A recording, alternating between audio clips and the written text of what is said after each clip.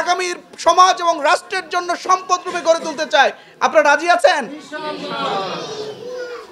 আমরা আপনাদের সন্তানদেরকে আগামীদের সুশিক্ষিত রূপে গড়ে তুলতে চাই। এখান থেকেই হয়তো আপনার সন্তানরা একসময় বিশ্ববিদ্যালয়ে পড়াশোনা করবে, এখান থেকে আপনাদের সন্তানরা হয়তো একসময় মেডিকেলে পড়াশোনা করবে, এখান থেকে আপনার সন্তানরা হয়তো একসময় ইঞ্জিনিয়ার হবে। আমরা সেই স্বপ্ন দেখি আপনাদের সন্তানদেরকে নিয়ে, আপনাদেরকেও সেই স্বপ্ন দেখতে হবে এবং এই স্বপ্ন বাস্তবায়নের জন্য আমরা আপনাদের পাশে আছি। আপনারা আমাদেরকে সহযোগিতা করবেন ইনশাআল্লাহ। এই সহযোগিতা যদি আপনারা আমাদের করেন তাহলে আমরাও আপনাদের পাশে থেকে আপনাদের সন্তানদের ওই উঁচু জায়গায়, যেই জায়গা পর্যন্ত নিয়ে গেলে আপনারা খুশি হবেন, আল্লাহ খুশি হবে, সমাজ উপকৃত হবে, রাষ্ট্র উপকৃত হবে, সেই জায়গায় আমরা আপনাদের সন্তানদেরকে নিয়ে যেতে চাই। এই জন্য আমি আপনাদের কাছ থেকেও সহযোগিতা চাচ্ছি।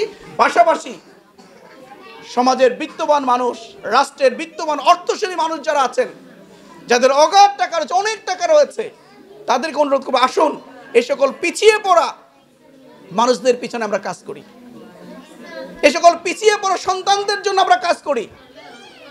আমরা যে উদ্যোগ গ্রহণ করেছি এই উদ্যোগকে শানিত করার জন্য, আরো বেগবান করার জন্য আপনারা যদি আমাদেরকে সহযোগিতা করেন তাহলে এই পিছিয়ে পড়া মানুষদেরকে নিয়ে আমরা আরো স্বপ্ন দেখতে পারবো ইনশাআল্লাহ।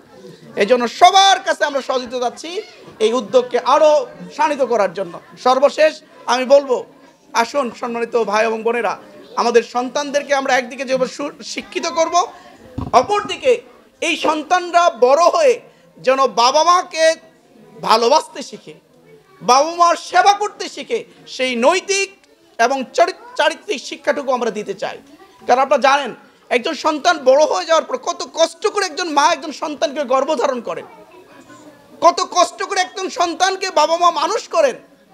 এই কষ্ট করে একজন সন্তানকে মানুষ করার পরে এই সন্তান যদি একটা পর্যায়ে গিয়ে আপনাদের বয়স যখন হয়ে যাবে, বার্ধক্য যখন আপনাকে ঘিরে ধরবে, আপনি যখন উঠতে পারবেন না, চলতে পারবেন না, ঠিক সেই সময় যদি এই সন্তান আপনাকে না দেখে, আপনার যদি সেবা না করে, আপনার যদি খোঁজখবর না নেয়, আপনার দায়িত্ব যদি এই সন্তান না গ্রহণ করে, আপনার কষ্ট লাগবে না? কষ্ট লাগবে। কিন্তু এইটাই বাস্তবতা। আজকে সমাজে দেখবেন বহু সন্তানেরা বড় হওয়ার পরে বাবা মার খোঁজখবর রাখে না।